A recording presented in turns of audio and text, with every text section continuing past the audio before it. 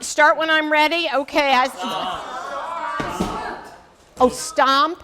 It feels good, dude. I don't do that in front of my class. Okay, so we're ready to go. Jacksonville is a city defined by its waterways. The St. Johns River in particular is our most distinctive feature. In fact, this remarkable river, as it uniquely flows northward from near Vero Beach, creates the greatest breadth as it comes into Jacksonville and spills into the ocean. It's always been the lifeblood of our area. From the time when the Native Americans actually plied the river for transportation and food, until the nascent tourist industry came here about a century ago and enticed people to Jacksonville with what I call the 3 W's: warm weather and water. Today we still cherish the St. Johns River for what it gives us: entertainment, recreation, beautiful wildlife, and spectacular views. The St. Johns is our river. Along with the St. Johns, a focal point of downtown Jacksonville has been the greenways that stretch from Hemming Park down Laura Street, and historically, on either side of the Central Corridor, Hogan's Creek on one side and McCoy's Creek on the other side. But as always, there was the river at the terminus.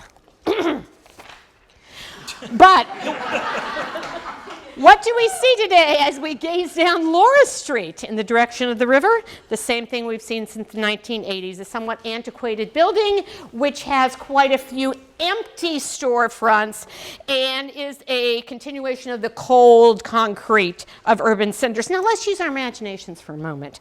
Imagine a several-acre parcel of land at the foot of Laura Street that's devoid of a massive building. It provides trees, views of the river. It's vital and active place in the center of Jacksonville. Now, Wayne Wood, who I'm glad came here, didn't actually say this, but he says everything, so I put his face up here. And in this case, he says, urban parks were originally created so people could escape from the dirty reality of city life. In the 21st century, the best city parks are also multi-use destinations and catalysts for community development. He did say that. He did say that. No, actually, that came from the Project for Public Places, which is a wonderful organization that works with communities in creating partnerships and creating public spaces for urban areas. It's based on the place-making idea that began in the 1960s. I propose that the central location sandwiched between the Main Street and the Acosta Bridges should serve as a public place. It could be a public space that strengthens the identity of downtown as a place where people go with amenities that enhance the character and the experience of a waterfront. But in fact, the water would be the greatest asset of the public space. The river would serve as the focal point, the backdrop, the centerpiece for programming and activities and events that would take place here year-round. It could also serve as a showplace for the incredible trees, bushes, greenery, flowers that make Jacksonville and Northeast Florida so special. These places would be a respite from downtown, from the concrete that we normally inhabit. It would be a place where we could read a good book, where we could sit beside the river. And it's not something that's out of keeping for Jacksonville. For a century, we have had wonderful parks in Jacksonville, from the Rose Arbor to the Oriental Gardens to the Sunken Gardens to the Confederate Park. We have had glorious gardens here, and this would be a continuation of that. Somehow we got to this slide. I don't know where this slide came from. Somehow you put this together wrong. But certainly, we also should have events, and they could be events that take advantage of the waterfront, such as waterfront. They could be events that bring economic development into the downtown area.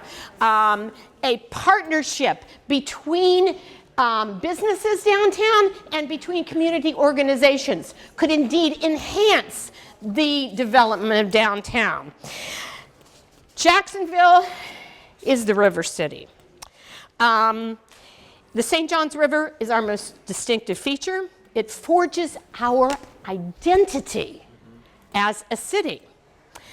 It is, in a very real way, our focal point. It is our jewel. And the Laura Street corridor and its terminus on the river should be the spot we point to as Jacksonville's most iconic location. Jacksonville's spectacular riverfront should not be lined with buildings where we cannot see the river. We should reconfigure the special location as a special public place. The landing or replacement shouldn't cut us off physically and psychologically from the waterfront that defines us. In fact, this is what it could be. And in the words of William White, whose work on public spaces actually defined the public placemaking concept, he said, I end then in praise of public spaces.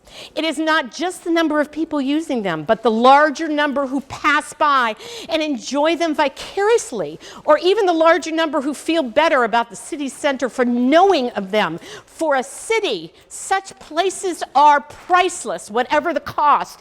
They are built of a set of basics, and they are right in front of our noses if we will only look.